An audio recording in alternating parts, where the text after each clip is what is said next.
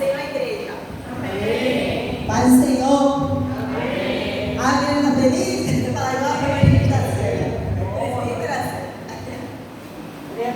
Ai, glória a Deus, a igreja está feliz. Também estou muito feliz. Nós achamos que o Senhor está aqui, por ter sido chamada, colocada por Ele mesmo para poder ministrar a palavra, né?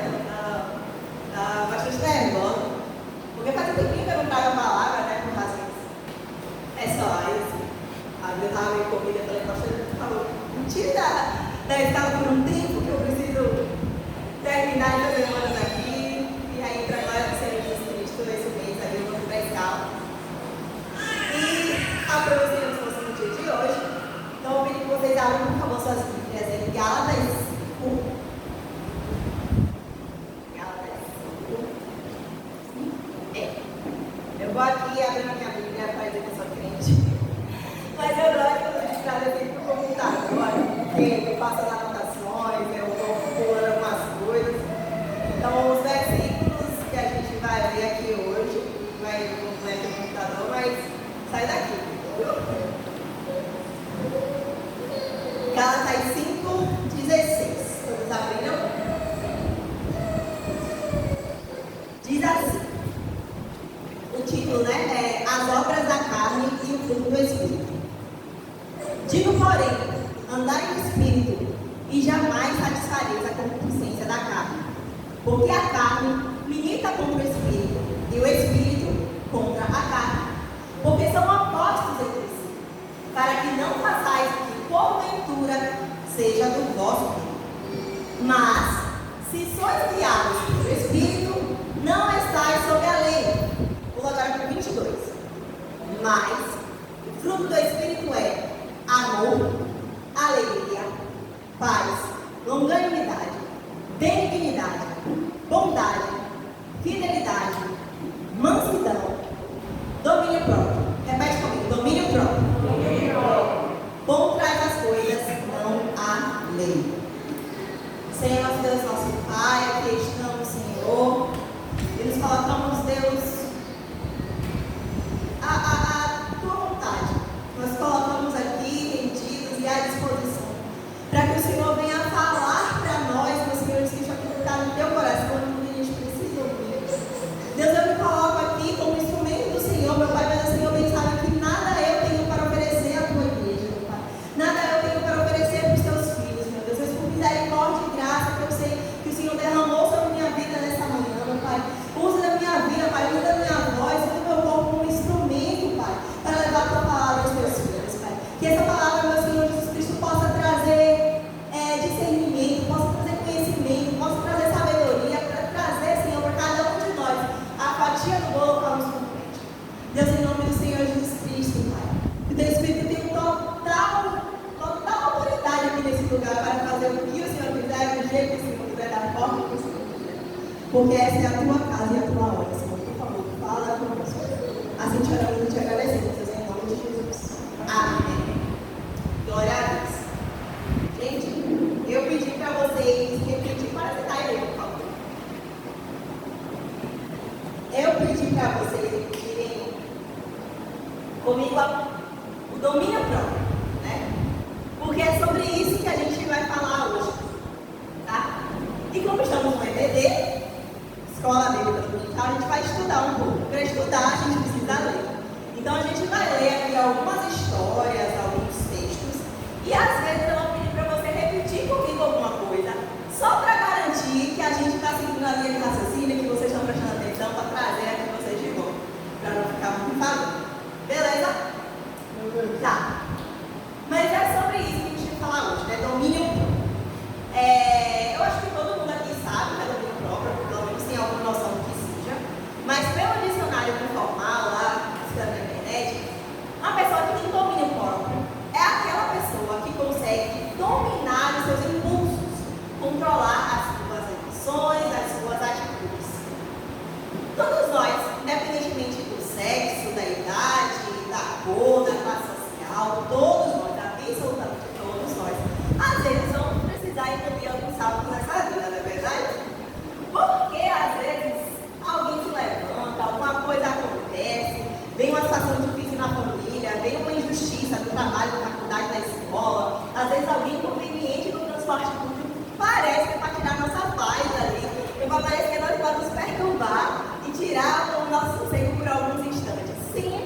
vai acontecer e vai continuar acontecendo, né? Às vezes, a gente não fala nada, a gente não revida, a gente não toma nenhuma atitude e as pessoas ao nosso redor acabam dizendo que a gente é otário. Ah, vai, otário, não tá fazendo nada, não tomou atitude, pode ter feito isso, não fez nada, é otário isso aí. E às vezes é o contrário, às vezes a gente não consegue dominar as nossas emoções, acaba agindo ali no impulso, no calor da emoção e acaba tomando uma atitude e usando como justificativa de que eu sou crente, mas não sou otário. É verdade, irmão? É verdade. Acontece. E realmente não é muito fácil você saber se controlar ali no calor da emoção quando alguma coisa acontece, quando a situação aperta. E aí você fica... É muito difícil você saber, né? E eu também saber o que fazer, se devemos fazer ou se não devemos fazer alguma coisa ali naquela situação e como fazer para resolver determinada situação da nossa vida. Mas todas as nossas dúvidas, elas são respondidas na palavra, né? Dentre outras coisas, obviamente, aqui é a palavra do Senhor, aqui é a vida de Jesus, aqui é muita coisa, mas dentre muitas coisas, isso aqui é o manual do cristão, né? É um lugar onde a gente vai encontrar aqui diversas pessoas que já passaram por situações iguais às nossas, ou semelhantes às nossas, análogas, ou até mesmo situações que a gente consiga se encaixar ali naquela história. E a partir disso, e tendo conhecimento de como essas pessoas agiram e em consequência dos atos delas, a gente consegue ali ter uma ideia do que fazer quando chegar a nossa vez, não é verdade? Geralmente as pessoas mais velhas sempre dão conselhos para as pessoas mais novas, dizendo, já passei por isso, eu agi dessa forma, aconteceu isso, aquilo, porque a gente não quer que as outras pessoas que estão perto da gente passem pelos mesmos erros que a gente cometeu, não é verdade? E assim também na palavra. Se existem erros, existem acertos na palavra com os quais a gente pode aprender, por que não se debruçar sobre isso e aprender para que quando chegar a nossa vez, a gente sabe exatamente como agir de forma que agrade a Deus, né? Então, hoje, nós vamos exercitar a nossa mente para aprender 3 lições sobre domínio próprio com 3 mulheres da Bíblia. Tá? Essa poderia ser uma ministração só para mulheres, mas não é. Como eu disse, independente do sexo, raça e cor, qualquer coisa, a gente está sujeito às vontades da nossa carne. Então, o exercício que eu quero que nós todos façamos é o seguinte: a cada história que a gente for lendo, a cada situação que a gente for vendo na Bíblia, que a gente consiga se colocar no lugar e pensar, eu já passei por isso, ou eu estou passando por algo semelhante a isso, de forma que a gente consiga fazer uma análise mesmo do que a gente poderia ter feito diferente para mudar uma situação, para não acontecer uma tragédia, tá? E mesmo que você tente, não é parecido com isso aqui não, não tem nada na minha vida a ver com isso aqui. Eu quero que você se coloque no lugar de cada personagem das histórias, para pensar o que você faria no lugar dessas pessoas. Você já agiria dessa forma, agiria de forma diferente? Porque esse exercício assim, você fixa na mente, e aí quando chegar na hora, o que acontecer com você, você assim, opa, vou agir como tal pessoa. Combinado? Então vamos escrever aqui no quadro. Isso é VD. Eu vou usar quadro. Então vamos lá. 3 lições sobre domínio próprio.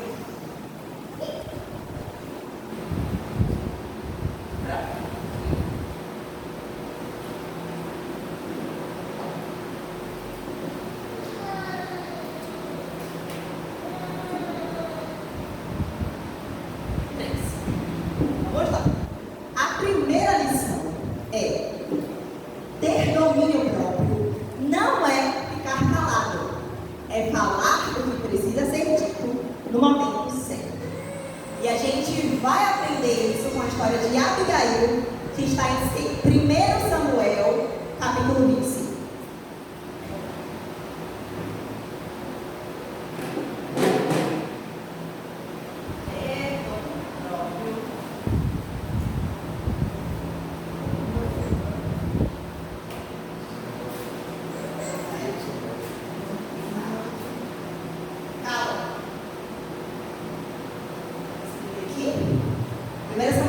Todo mundo já achou? 1 Samuel 25.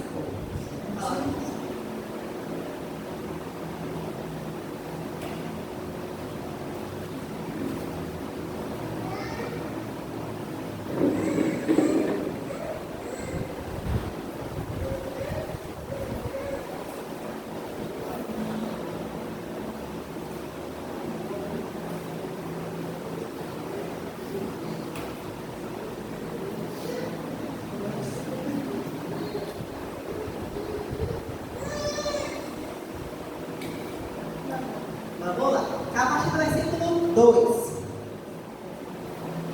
Havia um homem em Naum que tinha suas possessões no Carmelo. Homem abastado e tinha 3.000 ovelhas e 1.000 cabras, e estava todos guiando as suas ovelhas no Carmelo. Nabal era o nome desse homem, e Abigail, a de sua mulher. Esta era sensata. Repete comigo: sensata. E formosa. Porém, o homem era duro e maligno em todo o seu trato.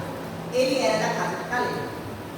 Ouvindo Davi no deserto que Nabal conciliava suas ovelhas, enviou 10 moços, repete comigo, 10 moços, e lhe disse: subi ao Carmelo, vai lá em Nabal, perguntei meu nome, como é que ele está, e direis àquele homem próspero: paz seja contigo, e tenha paz na tua casa, e tudo que possuis tenha paz. Tenho ouvido que tem tosquiadores. Isso aí o pessoal, os moços que Davi falando, né? Ou melhor, Davi falando que os moços falaram de os teus pastores estiveram conosco, nenhum agravo nos fizemos, e de nenhuma coisa sentiram falta todos os dias que estiveram no caminho. Pergunta aos teus moços e eles te dirão: ache mercê, pois, os meus moços na tua presença, porque viemos em boa hora. Dá, pois, aos servos de Davi, teu filho, qualquer coisa que tiveres à mão. Chegando, pois, os moços de Davi, e tendo falado a Nabal todas essas palavras em nome de Davi, aguardaram. Respondeu Nabal. Repete comigo: respondeu Nabal. Aos moços de Davi, disse: quem é Davi? E quem é esse filho de Jessé? Muitos são os que hoje em dia os servos fogem do meu Senhor.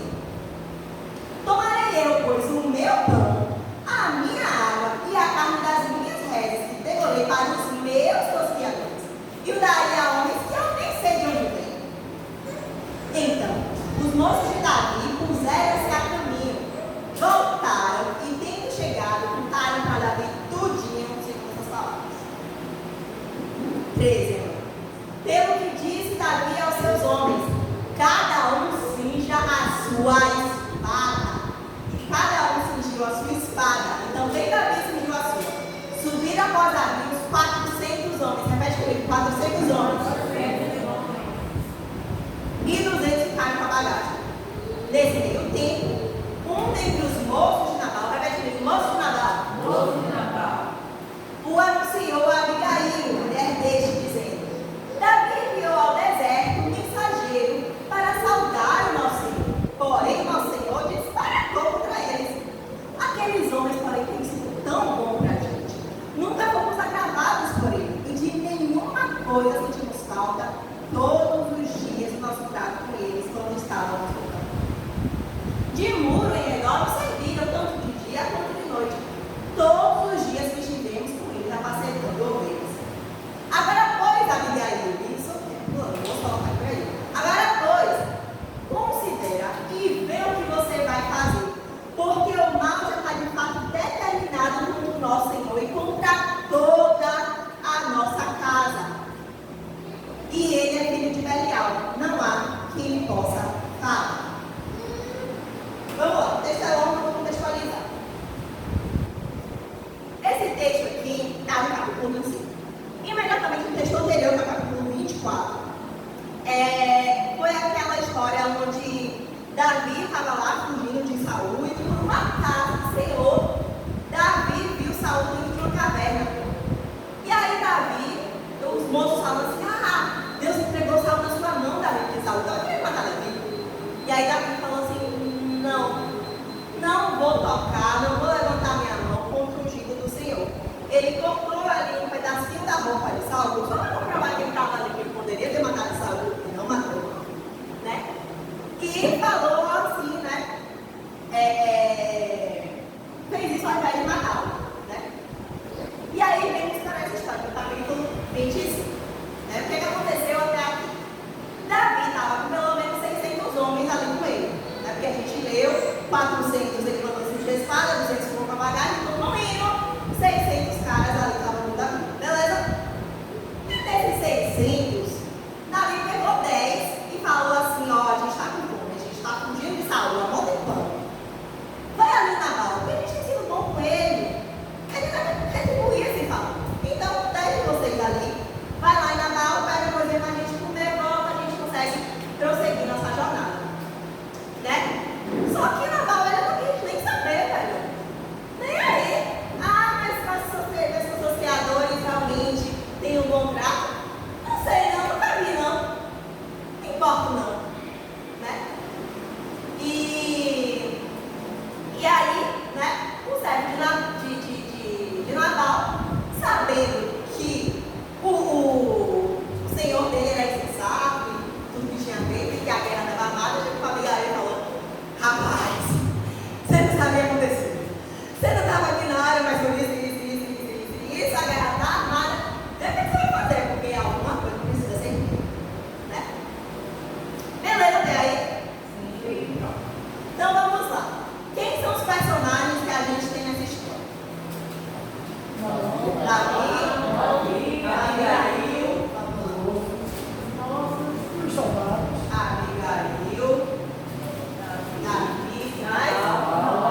Nabal,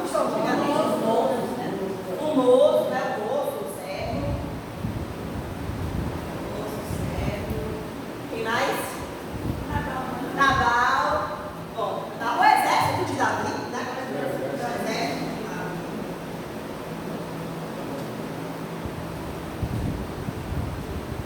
Nabal. Mais alguém? Acho que não, né? Não. Teve sim. Teve por pouco da casa de Nabal.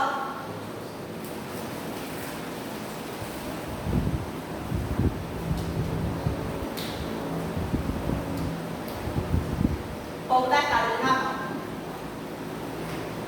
E aí, o que a Abigail fala, né? Vamos voltar lá para o texto agora, versículo 18. Então Abigail tomou a toda pressa, repete comigo, a toda pressa. 200 pães, 2 ovos de vinho, 5 ovelhas já preparadas, 5 medidas de trigo tostado, 100 cachos de passas, 200 pastas de figo e põe em cima do jumento. Ou seja, tinha comida, não tinha? Tinha comida. E disse aos seus moços: ide adiante de mim, vai na frente, pois eu te seguirei de perto. Porém, nada, repete comigo, nada, disse ela a seu marido, nada. Pulando lá para o versículo 23. Depois Abigail a Davi, apressou-se, desceu do jumento, prostrou-se sobre o rosto diante de Davi e inclinou-se à terra. Lançou aos pés de Davi e disse: ah, Senhor meu, cai a culpa sobre mim. Permite a tua serva falar contigo e ouve as palavras da tua serva. Não se importe com meu senhor Nabal, aquele homem de Belial. Olha, seu nome é Nabal. Sabe o que significa?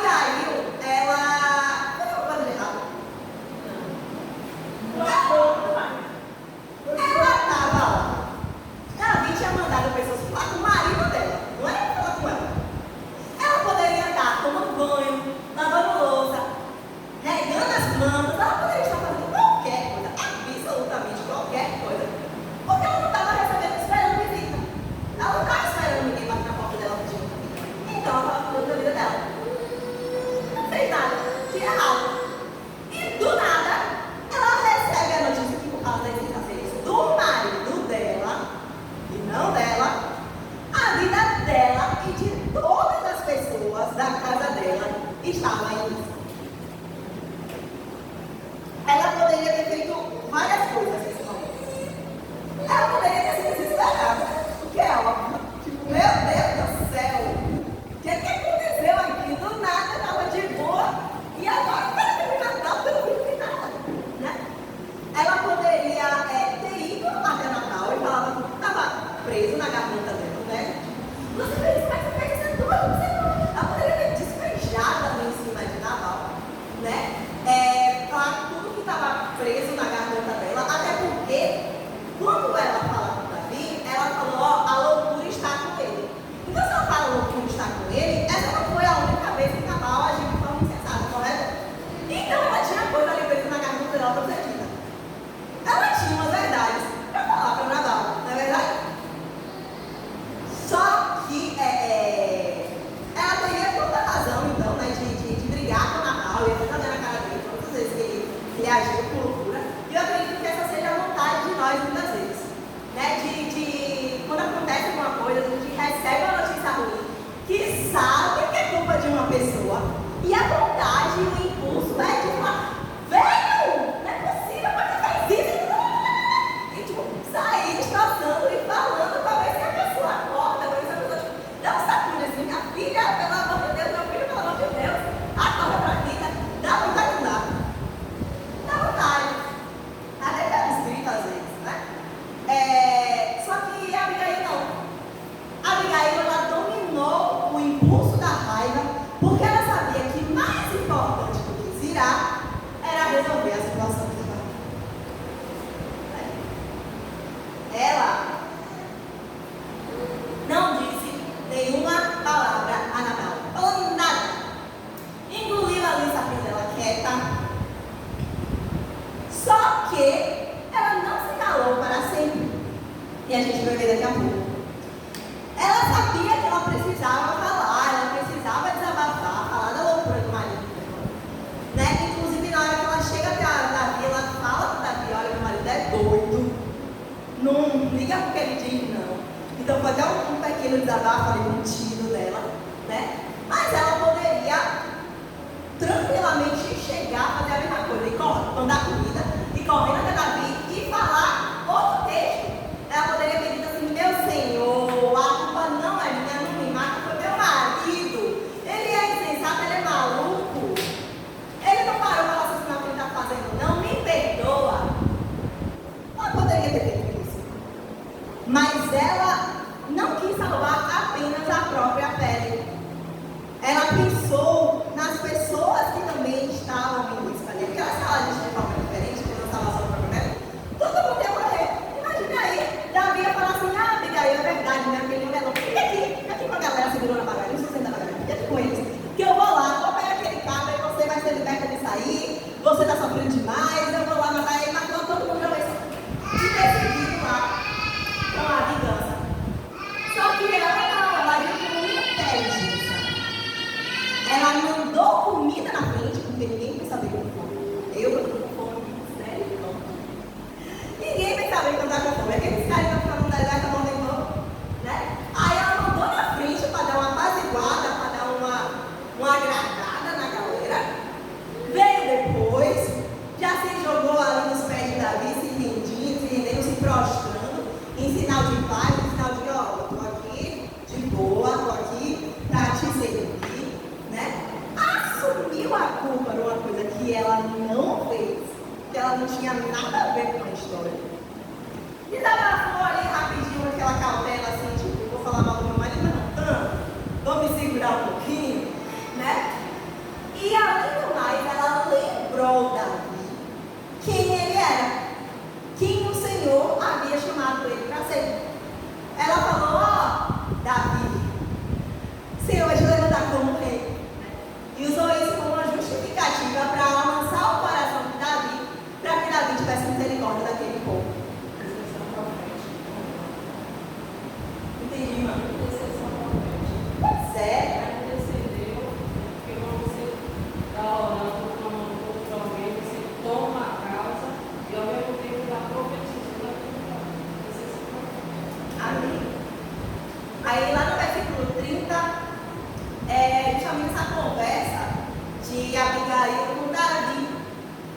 onde ela lembra que Davi era quem o Senhor chamou Davi para ser.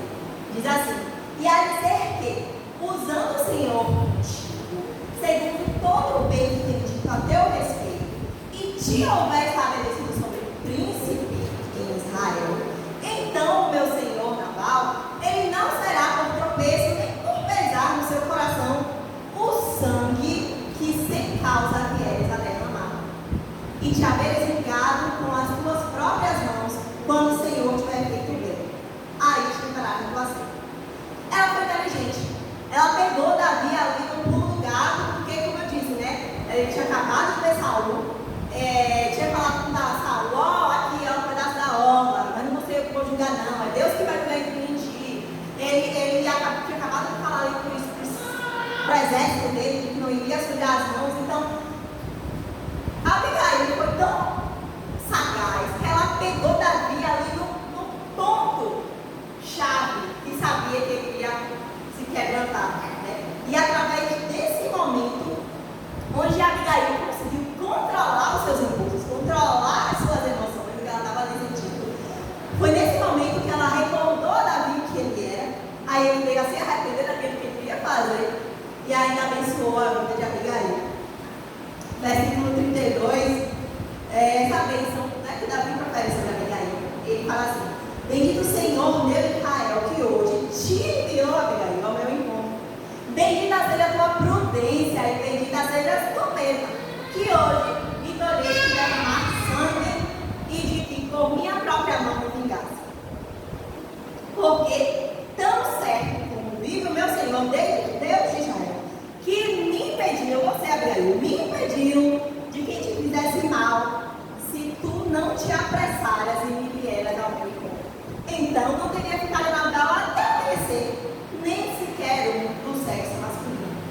Então Davi recebeu da mão de Abigail aquilo que ela trouxe para ela e disse: sobe para a tua casa, pois eu ouvi a sua petição e eu já te atendi. Só que essa história, ela não termina aí. Se fosse até aí, massa. Abigail já conseguiu aquilo que ela queria. Só que da Abigail, ela precisou exercer o domínio próprio dela mais uma vez. Davi disse que ela voltou para casa. Ela poderia obedecer ou não, mas ela é o marido dela, então ela seguiu ali o compromisso dela com o marido dela. E o versículo 36 fala exatamente isso: voltou Abigail a Nabal. Ou seja, ela voltou para o marido dela. E aí, quando chegou lá, o que aconteceu? Nabal estava com um sorriso, né? Para agradecer a ela, né? Não. Ele estava na farra. Ele estava fazendo um banquete, estava feliz, alegre, saltitante e bêbado. Ela poderia ter quebrado tudo, ela poderia ter pegado a mesa daquele banquete, puxado assim a toalha para cair tudo no chão, poderia ter se fechado tudo. Ela estava ali no deserto, sol quente, para poder livrar você, livrar a galera aqui, livrar a minha cara, porque ele já morrer e você está aí bebendo. Eu arrisquei a minha vida, eu poderia ter sido a primeira a morrer lá no deserto, deixar nem meu corpo, que as aves minha vinha ia comer, eu não podia passar, ia comer minha carne. Mas eu fui lá me arriscar e você está aqui bebendo. Aí, olha. Ela poderia ter feito isso. Poderia, ela estaria coberta de razão. Porque era a verdade. Só que mais uma vez, ela se calou. Mais uma vez, ela respirou fundo. Não xingou, não derrubou a mesa. E diz, continuando no versículo 36, fala: e não falou coisa alguma a Nabal, nem pouco, nem muito, até o amanhecer. Imagina que aquela mulher não passou ali de se segurar, de se conter, de não sair espraguejando Deus no mundo por tudo que ela havia passado. Né? Aí amanheceu. Ela já tinha respirado, tinha dormido, não sei se ela dormiu muito bem naquela noite, talvez não. Mas no versículo 17 fala que só pela manhã, quando Nabal não estava mais bêbado, ela contou para ele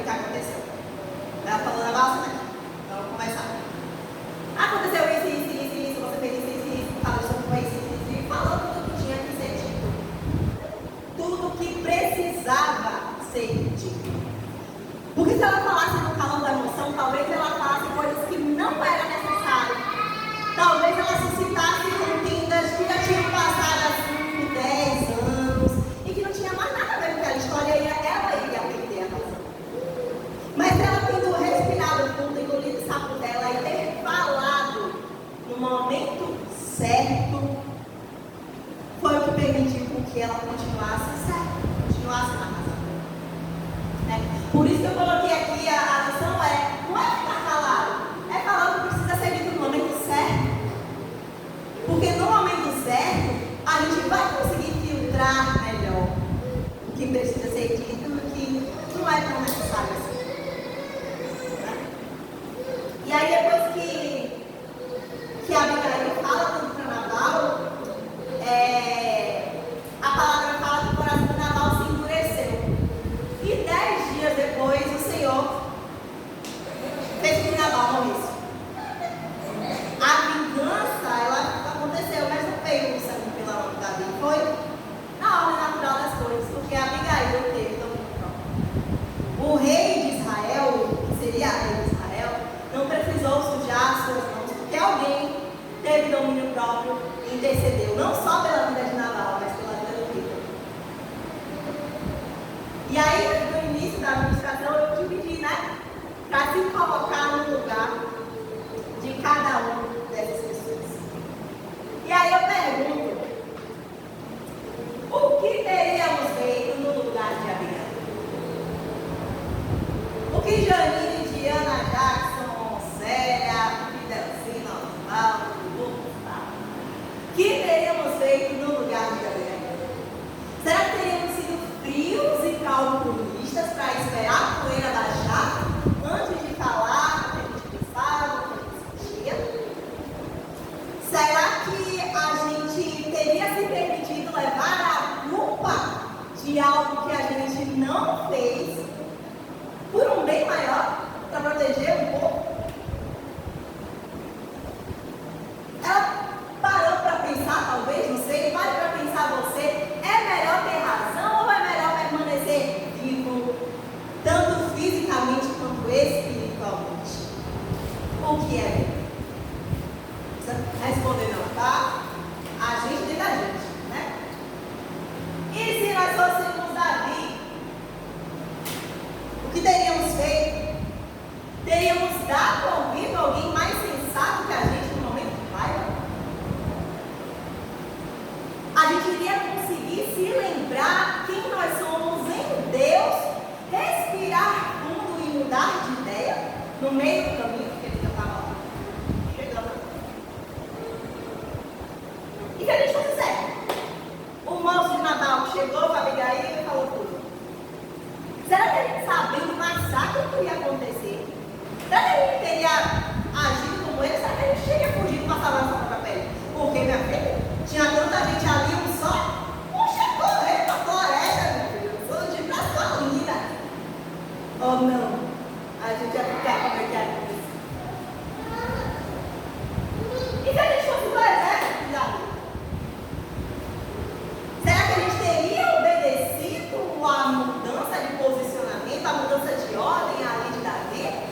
Ou será que a gente ia falar assim, ó, meu filho, agora eu já senti minha espada, agora eu já estou cheio de fúria, eu vou lá resolver esse negócio sozinho. Por que quem está com problema aqui sou eu? Será que a gente deixaria o desejo de vingança ser maior que o desejo de obedecer? Agora eu te pergunto, será que eu e você não somos os Nabais nessa terra? Será que a gente não está se achando dono da razão e não está nem aí para quem está perto da gente? Fazendo as coisas à torta e à direita sem se importar com a consequência da vida das pessoas, da nossa prova, das pessoas que a gente quer.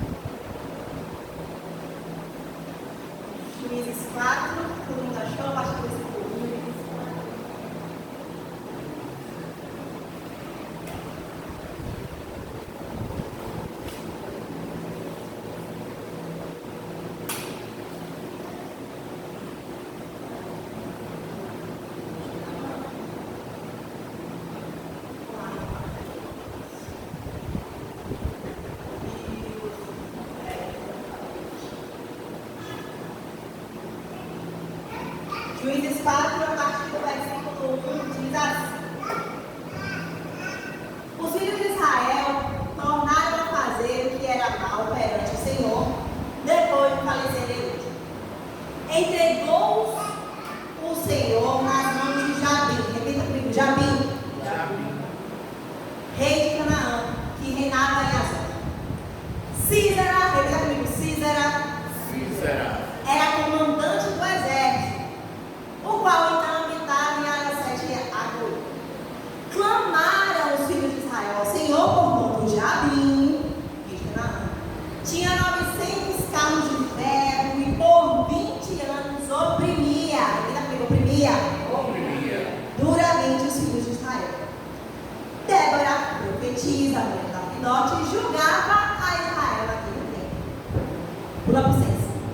Mandou ela chamar Baraque, repete comigo: Baraque, filho de Abinó, de Quedes de Naftali, e disse: porventura o Deus de Israel não deu ordem dizendo: vai, leva a gente ao monte Tabor e toma contigo 10.000 homens de Naftali e dos de Zebulon, e farei ir a ti o ribeiro de Quizon a Císera, comandante do exército de Davi, com seus carros, com suas tropas, e o darei nas tuas mãos.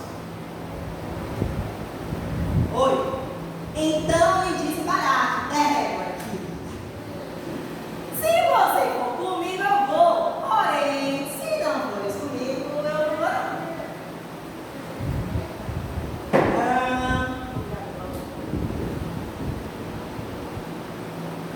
Ela respondeu, Débora, certamente irei contigo, porém, não será tua, Baraque, a honra da investida que empreendes, pois as mãos de uma mulher o Senhor entregará a Císera.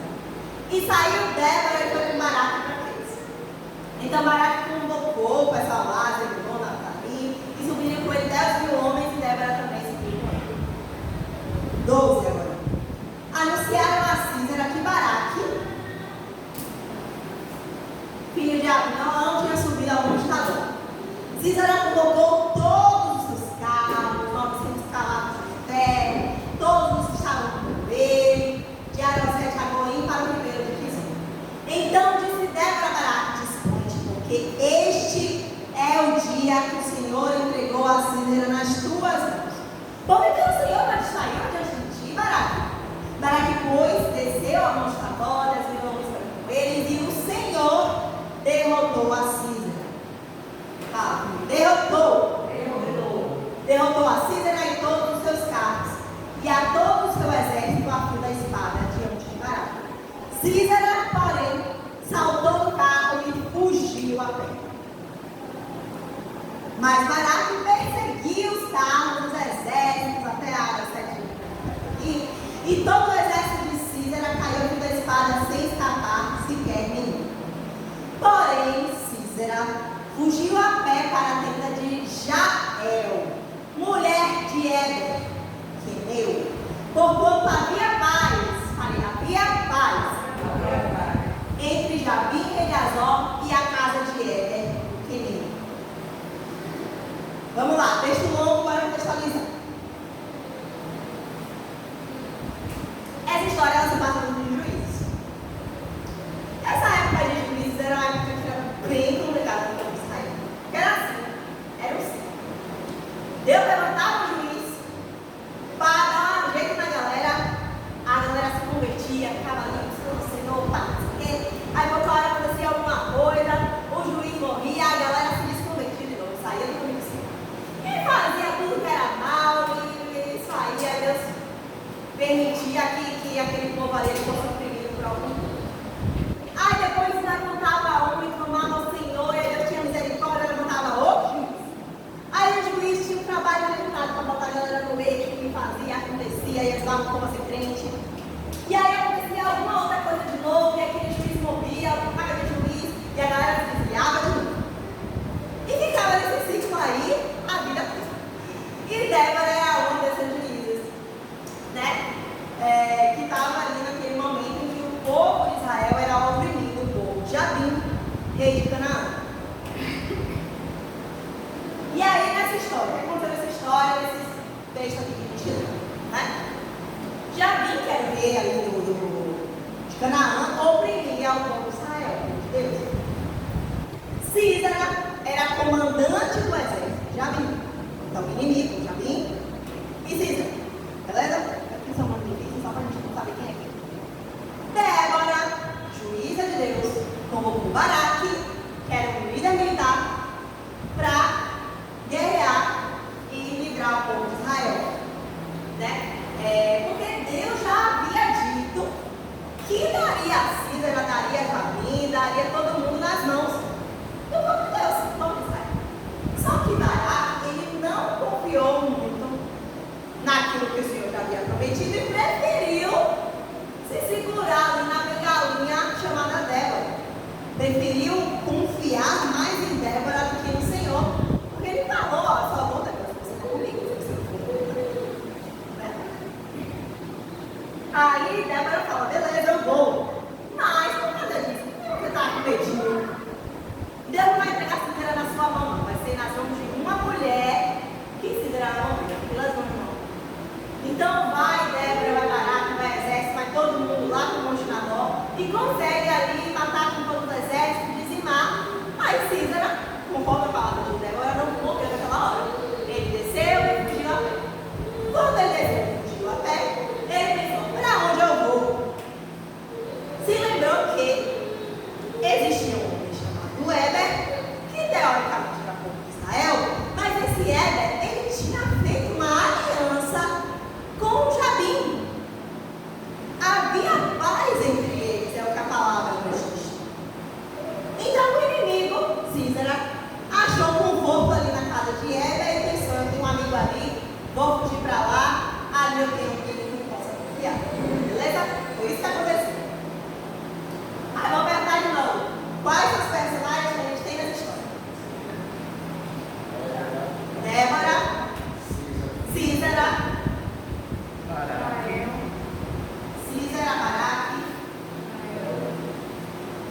Jael.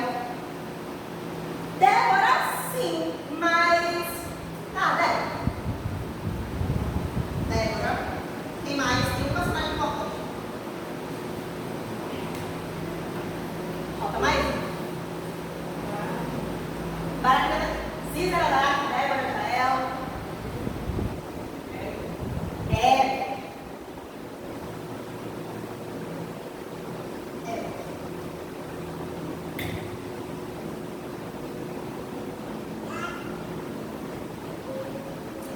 Quem é a Jael?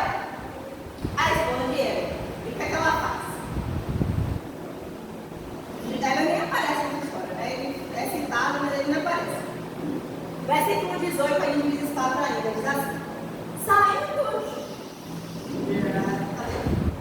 Vou botar aqui só no 17, só para recapitular. 17.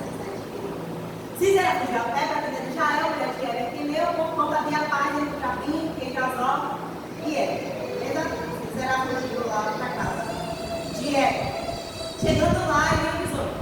Saindo Jael ao encontro de Císara, disse: entra, meu senhor, entra nessa tenda, não temas. Retirou-se para a sua tenda e pôs uma coberta em cima de Císara. Então Císara lhe disse: dá-me, peço de beber um pouco de água. Repita comigo, água. Por que teve sede? Ela, Abigail, porém, abriu um odre de leite. Repita comigo, leite.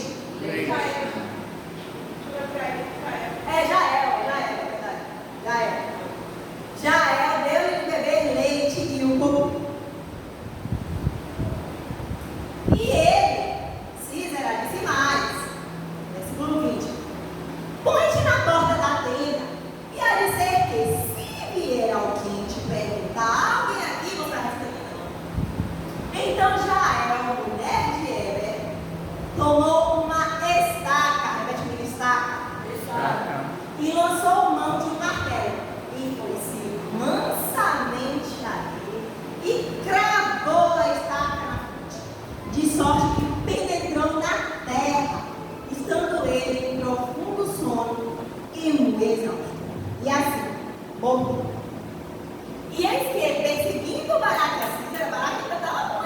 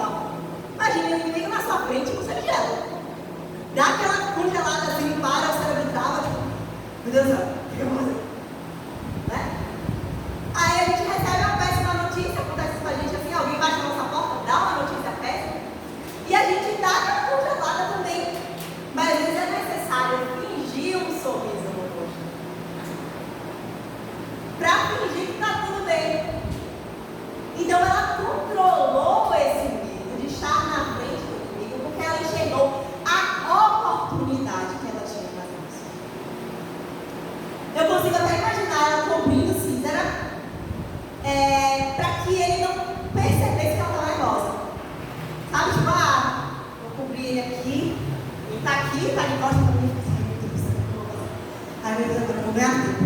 O que eu vou fazer? Para tentar botar ali os pensamentos no lugar, naquele tempinho ali, para não deixar os pensamentos ali tomarem conta dela, dominarem ela.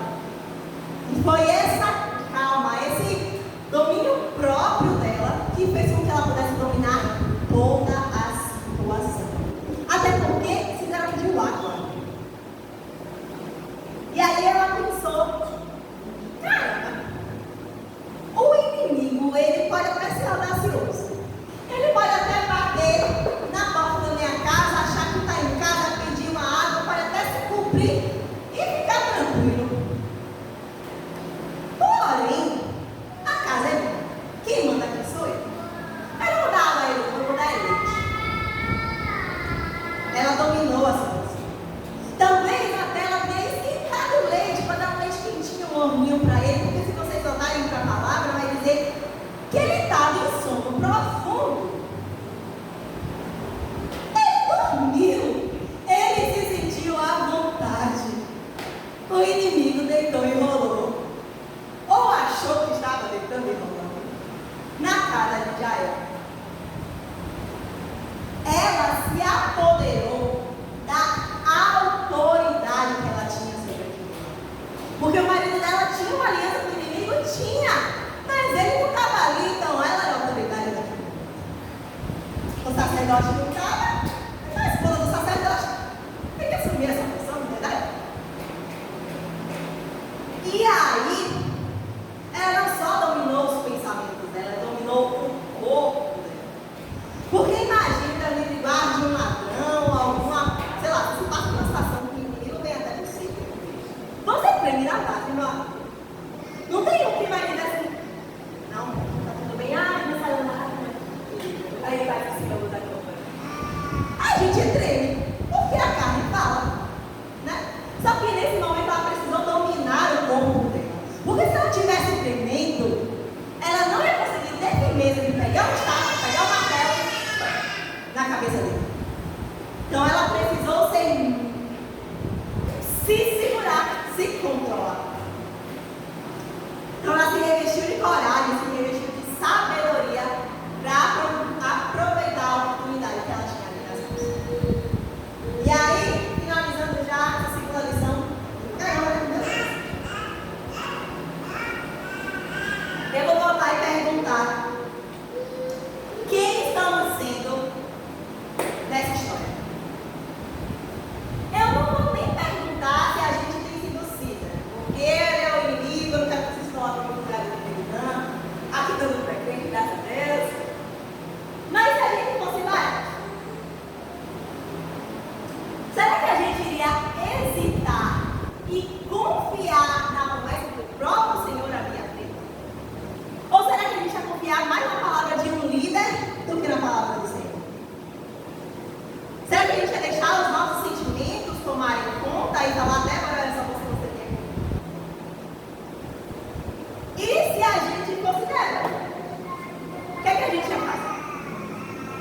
Será que a gente iria conseguir enxergar no outro a fragilidade, ter compaixão da pessoa para dizer que ia com ele? E ao mesmo tempo exortar e dizer, beleza, eu vou estar com você, mas não é pela sua própria necessidade. Ela exortou ele, porque é necessário. Será que nós temos sido o Éber da história? Será que a gente está se permitindo corromper? Será que a gente está colocando em risco a nossa casa, assim como Nabal fez? Ou será que felizmente temos sido como Jael, que enxergou ali a oportunidade e um propósito muito maior que a vida dela? E através de enxergar e ter visão de futuro, de propósito, ela conseguiu dominar suas próprias emoções.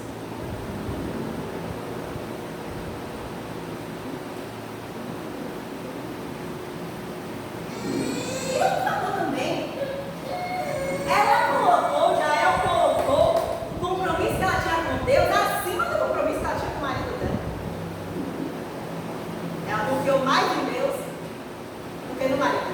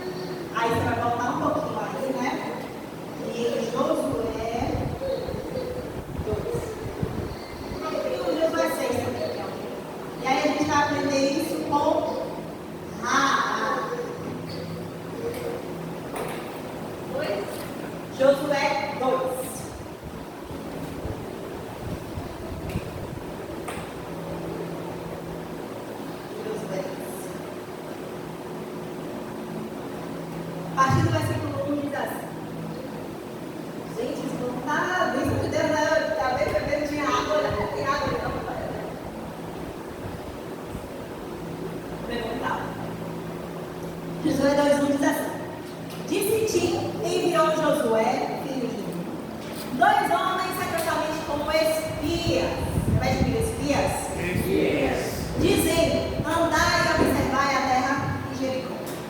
Foram, pois, entrar na casa de uma mulher prostituta, cujo nome era Raab, e pousaram ali. Então, se deu notícia ao rei de Jericó, dizendo, eis que esta noite vieram aqui os homens dos filhos de Israel para espiar a terra. Mandou, pois, o rei de Jericó dizer a Raab, faze sair os homens que vieram a ti e entraram na tua casa, porque vieram a espiar a terra. A mulher, porém, havia tomado e escondido os dois homens, e disse, é verdade, os dois homens vieram a mim, porém, eu nem sabia de onde eles eram. Havendo-se de fechar a porta, estando já escuro, eles saíram. Não sei para onde eles foram, não. Vai depressa, porque os alcançareis. Ela, porém, os fizera, no caso os espias, os fizera subir ao eirado e os escondera entre as canas do linho que havia disposto em ordem do eirado. Versículo 8. Antes que os espias se deitassem, foi ela ter com eles no eirado. Ele disse, bem sei que o Senhor nos deu essa terra, e que o pavor, repita comigo, o pavor, que descaiu sobre nós, e que todos, repita comigo, todos, os moradores da terra estão desmaiados, porque temos ouvido que o Senhor secou as águas do mar vermelho diante de vós quando saíram do Egito. E também o que fizeram com o rei dos amorreus, Sehon e Og, que estavam lá no Jordão, ao pai dos filhos. Ouvindo isto, desmaiou-nos o coração. Aqui em Jericó ninguém tem mais ânimo nenhum, por conta da vossa presença. Porque o Senhor, vosso Deus, espias, o Senhor de vocês, o Deus de vocês, é Deus acima dos céus e embaixo da terra. Versículo 12. Agora, pois, jurai-me, vos peço, pelo Senhor, que assim como usei de misericórdia para convosco, também dela usareis para com a casa de meu Pai, e que me dareis um sinal certo, de que conservareis a vida do meu pai, da minha mãe, como dos meus irmãos, minhas irmãs, e tudo que tenho, e de que livrareis a vossa vida da morte. Então lhes disseram aos homens, a nossa vida responderá pela vossa, se não denunciarmos esta nossa missão. E será, pois, que, dando-nos essa terra, usaremos contigo, Raab, de misericórdia e fidelidade. Ela, então, fez descer por uma corda pela janela, porque a casa que ela residia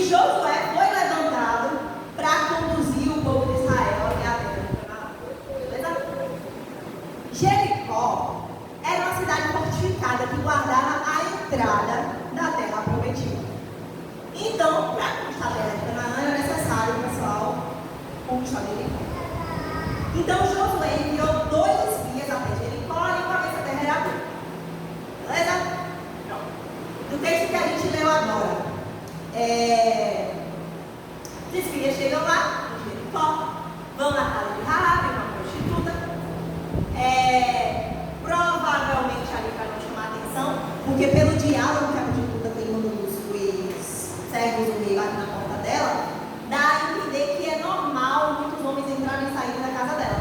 Porque ela fala assim, não sabia de quem era não, que era quem já foi. Ou seja, ela recebia muita gente desconhecida em casa. Afinal, era uma prostituta, né? Recebia muitos homens. E aí ela escondeu os espias lá no irado, na casa dela, e despistou os homens do rei ali que bateram na porta dela. Falou assim, veio aqui, mas já foi. Se você for correndo atrás deles ali, vocês podem alcançar, viu? Vai rápido, corre, vai. E aí, de fato, foram, né? E aí, os caras servem que vão para os espias, ela volta lá e fala, olha, a gente já sabe o que está acontecendo. Que o Senhor, Deus de vocês, é poderoso. E todos nós estamos desmaiados e assustados com os milagres que Deus tem feito na vida de vocês. Quando ela fala todos nós, ela inclui ela também, né? Beleza. Vamos para os personagens. Quais os personagens que nós temos nessa história? Os espias.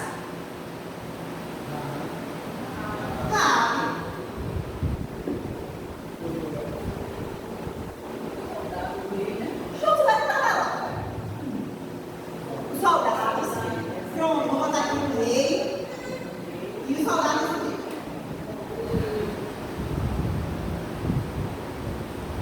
Tem os soldados aqui. O povo, né?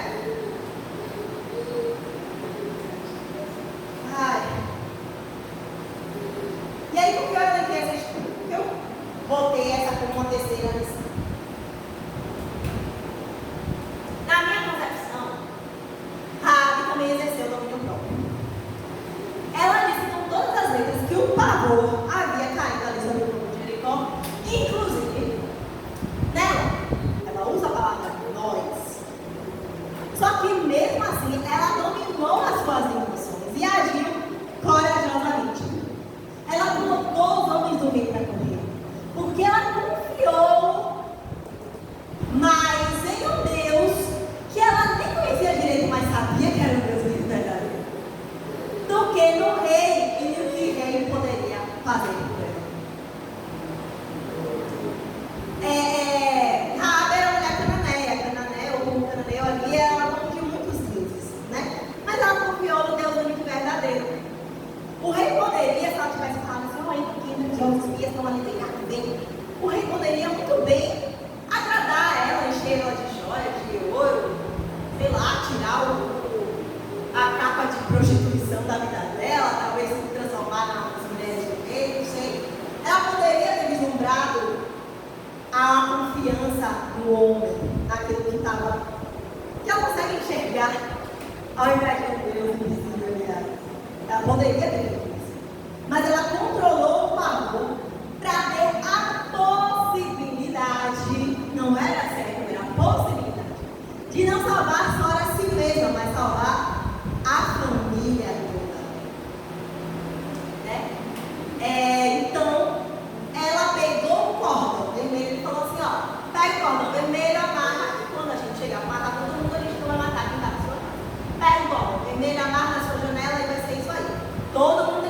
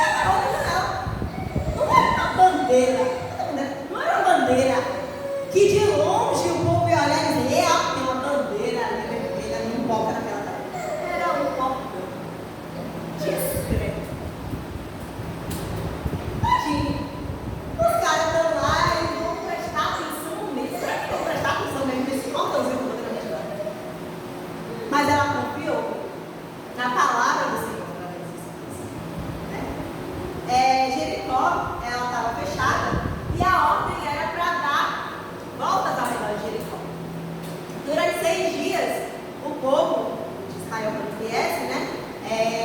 Cada dia teria que dar uma volta à cidade ao redor. Primeiro dia foi lá, deu uma volta, voltou para casa. Segundo dia, deu outra volta, voltou para casa. Terceiro dia, deu o sexto. Quando chegou no sétimo dia, eram 7 voltas. E com o bravo, com o trombeta, e com tudo que aconteceu, os muros da cidade de Jericó vieram abaixo. E aí eu te pergunto, onde era a casa de Raabe? Em cima do muro. Pare para pensar. Você tem uma casa em cima do muro. Você está ouvindo a galera gritando e quando a galera grita, o muro vai abaixo. Você não vai correr, não. Exatamente. E Raabe não confiou na própria força. Ela não confiou nas pernas dela para correr mais rápido, porque a velocidade do muro vai cair. Ela confiou no Senhor. Ela poderia ter pendurado os espias lá para o pessoal do rei, ela poderia ter corrido várias vezes, ela poderia. Quantos espias foram embora? E entre os espias terem ido embora e o mundo cair, ela poderia também ter saído correndo e ido embora para o deserto, sei lá. Mas talvez ela chamasse a atenção do rei, fugindo assim, alguém ia falar: como é aquela mulher ali? Por que ela está correndo? O que está acontecendo? E é talvez a partir daquilo ali, ela fugindo, ela dando vazão à própria carne, ela não dominando os seus pensamentos, suas ações. Talvez a guerra se instaurasse antes e ela não conseguisse salvar a família. Então ela ficou firme e confiante no Deus que poderia fazer todas as coisas. E aí lá, em Josué 6, versículo 22,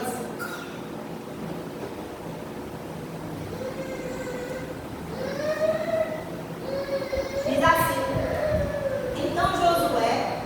Então disse Josué aos homens que espiaram a terra: entrai na casa da mulher prostituta, tira ela de lá com tudo quanto tiver, como lhe juraste. Então entraram os jovens espias e tiraram a Raabe, seu pai, sua mãe, seus irmãos, tudo que tinham. E tiraram também a sua parentela, e não só tirou, eles acamparam. O pessoal fora de Israel não deixou de qualquer jeito, ele chegou, acampou, organizou a galera lá para ficar bem confortável. Versículo 24: porém a cidade, tudo que havia nela, queimaram. Não somente prata, ouro, tecido de bronze e ferro deram para o tesouro para a casa do Senhor. Mas Josué conservou a vida da prostituta Raabe e a casa de seu pai, e tudo quanto tinha, e habitou no meio de Israel até o dia de hoje, porquanto esconderam os mensageiros que Josué enviara a Jericó. Vamos lá para isso. Quem estamos sendo nessa história? Será que estamos sendo os espias que se mantiveram firmes na missão que Josué cumpriu para eles? Que talvez tenham dominado ali o seu desejo de chegar quebrando tudo, esperou o momento certo, a hora certa, e ficaram lá dando voltinha, ao invés de pegar a guerra espadãosa e será que confiaremos e confiamos no Senhor como os espias fizeram? Ou será que temos sido como o rei de Jericó, que não conseguiu se manter firme para lutar pelo seu povo? Porque por mais que ele não fosse o povo de Deus, enfim, ele era rei e ele tinha por obrigação proteger o povo dele. Mas ele estava lá desmaiado, estabelado, assustado. Ele ficou a ponto de não conseguir lutar pelo seu próprio povo, pelos seus próprios soldados, e deixou a descer ali para todo mundo morrer. Ou será que temos feito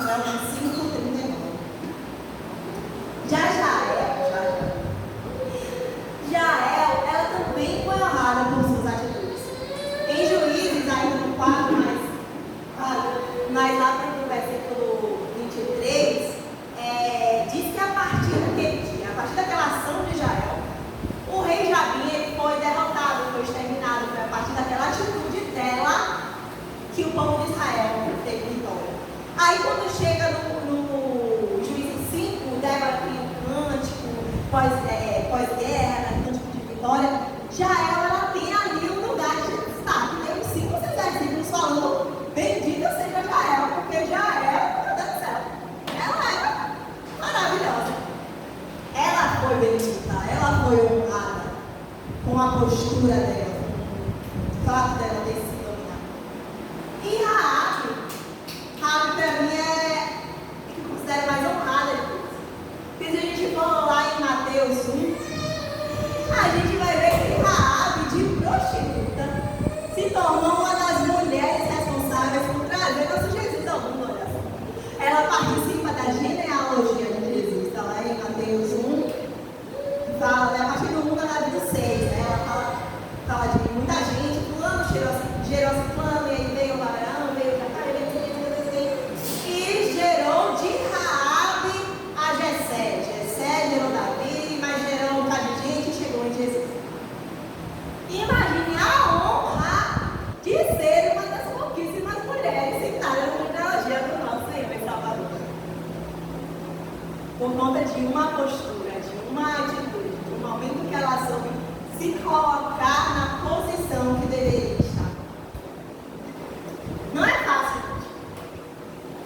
Não é fácil, mas com Deus tudo é possível. E eu resolvi trazer essa palavra porque não tem muito tempo que eu passei por uma situação bem complicada, que eu precisei me dominar. E eu já sabia, eu ia trazer uma palavra, daí eu ficava puxando por falar, e por trazer. E aí eu pensei em falar sobre vaso, falar sobre crescimento de plantas, porque a pastora me deu uma plantinha e aí eu já troquei de vaso algumas vezes, a planta gigante. Aí eu pensei em falar sobre a corça, até falei com o Edmundo, quem vai estar no louvor, Ediano e Jackson, é uma beleza, para eles cantarem assim com uma corça. Mas não era aquilo que eu estava vivendo, não era aquilo que Deus estava me tratando. E aí eu parei para pensar, ainda dá para eu trazer para a igreja aquilo que eu estou vivendo, porque é muito mais real, é muito mais factível. Porque se eu conseguir, na minha pequenez, eu preciso passar isso para mim, e eu fiz exatamente isso aqui, quase que literalmente. Eu tive que apaziguar uma pessoa com comida, eu tive que mandar comida para a pessoa se agradar, eu tive que dar um leitinho para essa pessoa se acalmar, ficar tranquila, ficar confortável.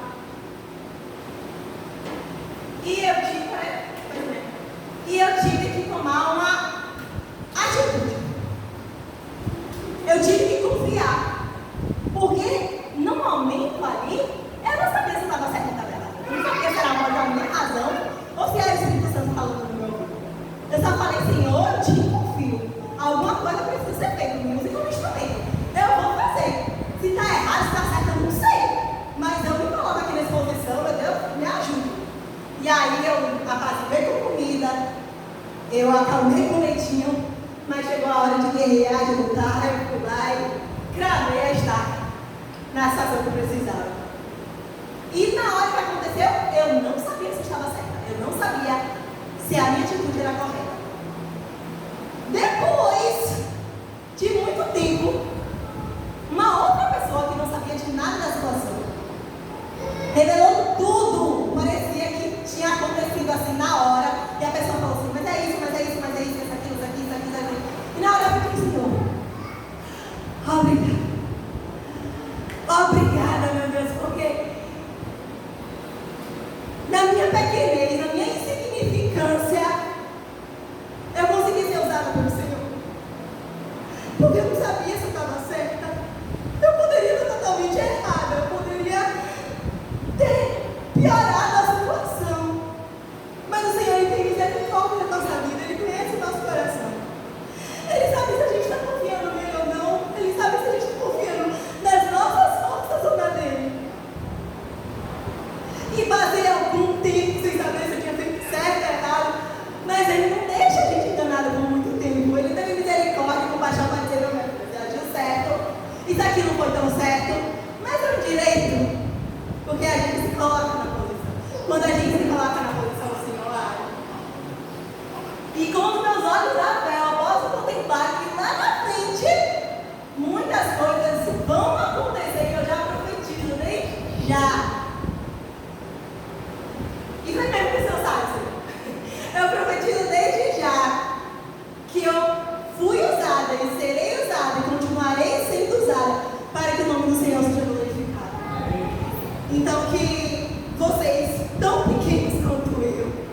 possa ter essa confiança no Senhor também.